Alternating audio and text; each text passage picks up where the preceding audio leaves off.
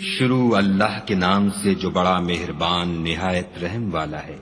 الف لام میم۔ کیا لوگ یہ خیال کیے ہوئے ہیں کہ صرف یہ کہنے سے کہ ہم ایمان لے آئے چھوڑ دیے جائیں گے اور ان کی آزمائش نہیں کی جائے گی؟ اور جو لوگ ان سے پہلے ہو چکے ہیں ہم نے ان کو بھی آزمایا تھا اور ان کو بھی آزمائیں گے، سو خدا ان کو ضرور معلوم کرے گا جو اپنے ایمان میں سچے ہیں اور ان کو بھی جو جھوٹے ہیں۔ کیا وہ لوگ جو برے کام کرتے ہیں یہ سمجھے ہوئے ہیں کہ یہ ہمارے قابو سے نکل جائیں گے؟ جو خیال یہ کرتے ہیں برا ہے۔ جو شخص خدا کی ملاقات کی امید رکھتا ہو تو خدا کا مقرر کیا ہوا وقت ضرور آنے والا ہے اور وہ سننے والا اور جاننے والا ہے۔ اور جو شخص محنت کرتا ہے تو اپنے ہی فائدے کے لیے محنت کرتا ہے، اور خدا تو سارے جہان سے بے پرواہ ہے۔ اور جو لوگ ایمان لائے اور نیک عمل کرتے رہے ہم ان کے گناہوں کو ان سے دور کر دیں گے اور ان کو ان کے اعمال کا بہت اچھا بدلہ دیں گے۔ اور ہم نے انسان کو اپنے ماں باپ کے ساتھ نیک سلوک کرنے کا حکم دیا ہے۔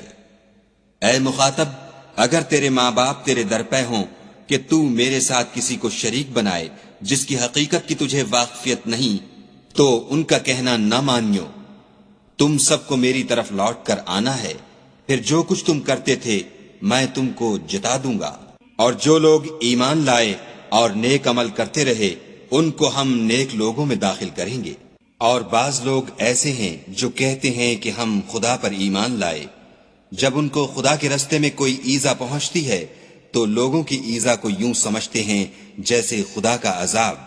اور اگر تمہارے پروردگار کی طرف سے مدد پہنچے تو کہتے ہیں کہ ہم تو تمہارے ساتھ تھے۔ کیا جو اہل عالم کے سینوں میں ہے خدا اس سے واقف نہیں؟ اور خدا ان کو ضرور معلوم کرے گا جو سچے مومن ہیں، اور منافقوں کو بھی معلوم کر کے رہے گا۔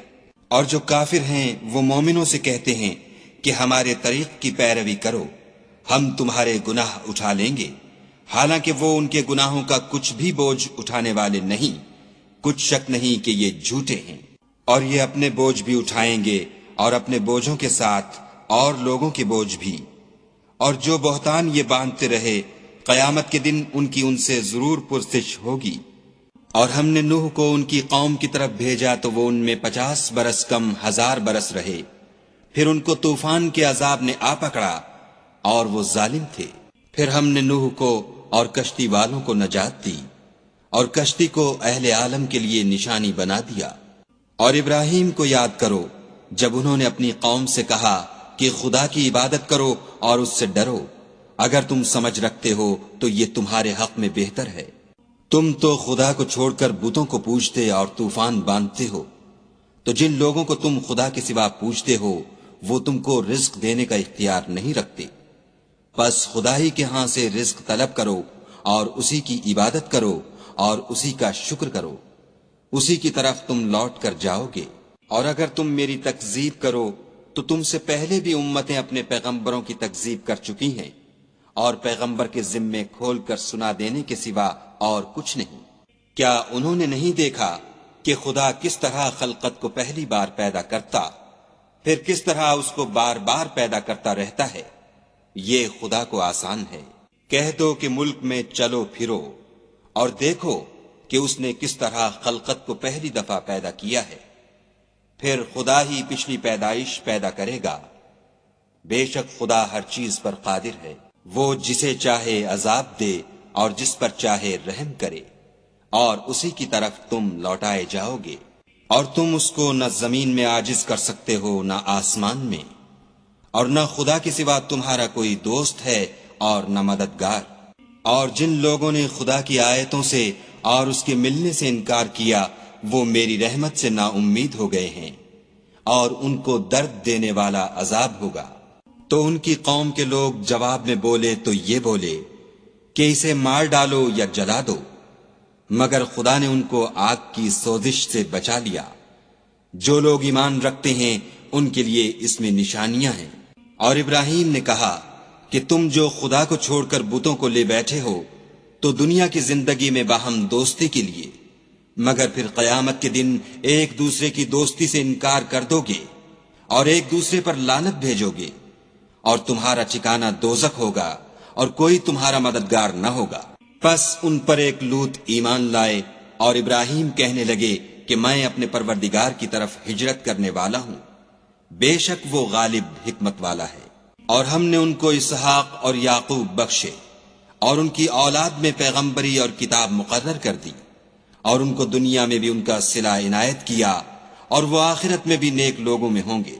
اور لوط کو یاد کرو جب انہوں نے اپنی قوم سے کہا کہ تم عجب بے حیائی کے مرتکب ہوتے ہو، تم سے پہلے اہل عالم میں سے کسی نے ایسا کام نہیں کیا۔ کیا تم لذت کے ارادے سے لونڈوں کی طرف مائل ہوتے اور مسافروں کی رہزنی کرتے ہو اور اپنی مجلسوں میں ناپسندیدہ کام کرتے ہو؟ تو ان کی قوم کے لوگ جواب میں بولے تو یہ بولے کہ اگر تم سچے ہو تو ہم پر عذاب لے آؤ۔ لوط نے کہا کہ اے میرے پروردگار، ان مفسد لوگوں کے مقابلے میں مجھے نصرت عنایت فرما۔ اور جب ہمارے فرشتے ابراہیم کے پاس خوشی کی خبر لے کر آئے تو کہنے لگے کہ ہم اس بستی کے لوگوں کو ہلاک کر دینے والے ہیں کہ یہاں کے رہنے والے نافرمان ہیں۔ ابراہیم نے کہا کہ اس میں تو لوط بھی ہیں۔ وہ کہنے لگے کہ جو لوگ یہاں رہتے ہیں ہمیں سب معلوم ہیں، ہم ان کو اور ان کے گھر والوں کو بچا لیں گے، بجز ان کی بیوی کے کہ وہ پیچھے رہنے والوں میں ہوگی۔ اور جب ہمارے فرشتے لوط کے پاس آئے تو وہ ان کی وجہ سے ناخوش اور تنگ دل ہوئے۔ فرشتوں نے کہا کچھ خوف نہ کیجیے اور نہ رنج کیجیے، ہم آپ کو اور آپ کے گھر والوں کو بچا لیں گے، مگر آپ کی بیوی کے پیچھے رہنے والوں میں ہوگی۔ ہم اس بستی کے رہنے والوں پر اس سبب سے کہ یہ بد کرداری کرتے رہے ہیں آسمان سے عذاب نازل کرنے والے ہیں، اور ہم نے سمجھنے والے لوگوں کے لیے اس بستی سے ایک کھلی نشانی چھوڑ دی۔ اور مدین کی طرف ان کے بھائی شعیب کو بھیجا تو انہوں نے کہا اے قوم، خدا کی عبادت کرو اور پچھلے دن کے آنے کی امید رکھو اور ملک میں فساد نہ مچاؤ، مگر انہوں نے ان کو جھوٹا سمجھا، سو ان کو زلزلے کے عذاب نے آ پکڑا اور وہ اپنے گھروں میں اوندھے پڑے رہ گئے۔ اور عاد اور سمود کو بھی ہم نے ہلاک کر دیا، چنانچہ ان کے ویران گھر تمہاری آنکھوں کے سامنے ہیں، اور شیطان نے ان کے اعمال ان کو آراستہ کر دکھائے اور ان کو سیدھے رستے سے روک دیا، حالانکہ وہ دیکھنے والے لوگ تھے۔ اور قارون اور فرعون اور حامان کو بھی ہلاک کر دیا، اور ان کے پاس موسیٰ کھلی نشانیاں لے کر آئے تو وہ ملک میں مغرور ہو گئے اور وہ ہمارے قابو سے نکل جانے والے نہ تھے۔ تو ہم نے سب کو ان کے گناہوں کے سبب پکڑ لیا، سو ان میں کچھ تو ایسے تھے جن پر ہم نے پتھروں کا مہ برسایا، اور کچھ ایسے تھے جن کو چنگھاڑ نے آ پکڑا، اور کچھ ایسے تھے جن کو ہم نے زمین میں دھسا دیا، اور کچھ ایسے تھے جن کو غرق کر دیا۔ اور خدا ایسا نہ تھا کہ ان پر ظلم کرتا، لیکن وہی اپنے آپ پر ظلم کرتے تھے۔ جن لوگوں نے خدا کے سوا اوروں کو کارساز بنا رکھا ہے، ان کی مثال مکڑی کسی ہے کہ وہ بھی ایک طرح کا گھر بناتی ہے، اور کچھ شک نہیں کہ تمام گھروں سے کمزور مکڑی کا گھر ہے۔ کاش یہ اس بات کو جانتے۔ یہ جس چیز کو خدا کے سوا پکارتے ہیں، خواہ وہ کچھ ہی ہو، خدا اسے جانتا ہے، اور وہ غالب اور حکمت والا ہے۔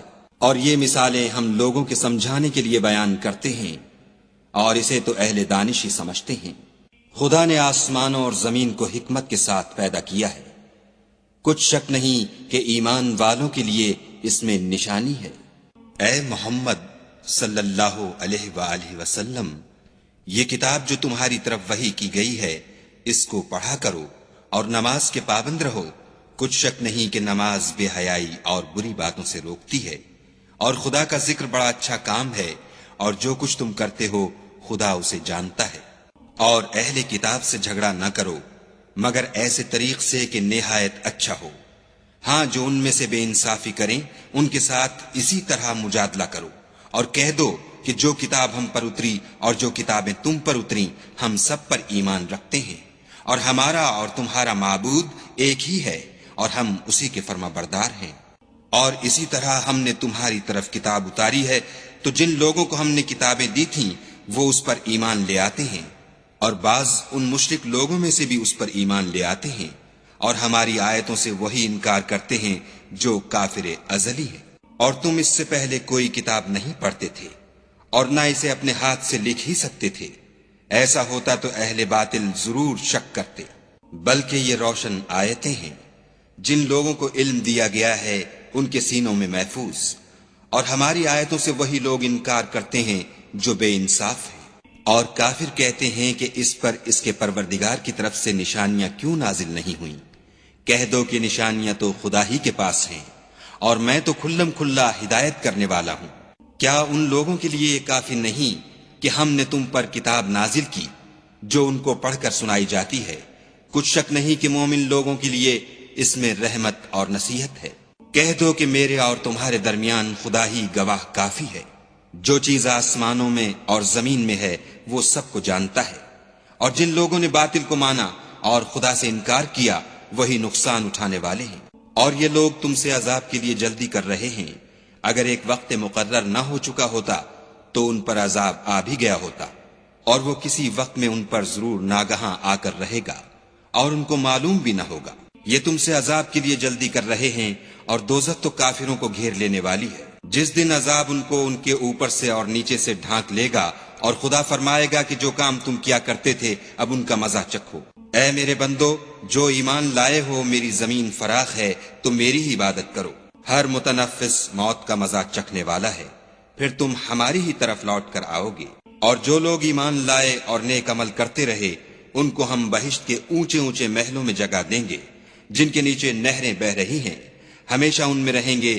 نیک عمل کرنے والوں کا یہ خوب بدلہ ہے، جو صبر کرتے اور اپنے پروردگار پر بھروسہ رکھتے ہیں۔ اور بہت سے جانور ہیں جو اپنا رزق اٹھائے نہیں پھرتے، خدا ہی ان کو رزق دیتا ہے اور تم کو بھی، اور وہ سننے والا اور جاننے والا ہے۔ اور اگر ان سے پوچھو کہ آسمانوں اور زمین کو کس نے پیدا کیا اور سورج اور چاند کو کس نے تمہارے زیر فرمان کیا، تو کہہ دیں گے خدا نے۔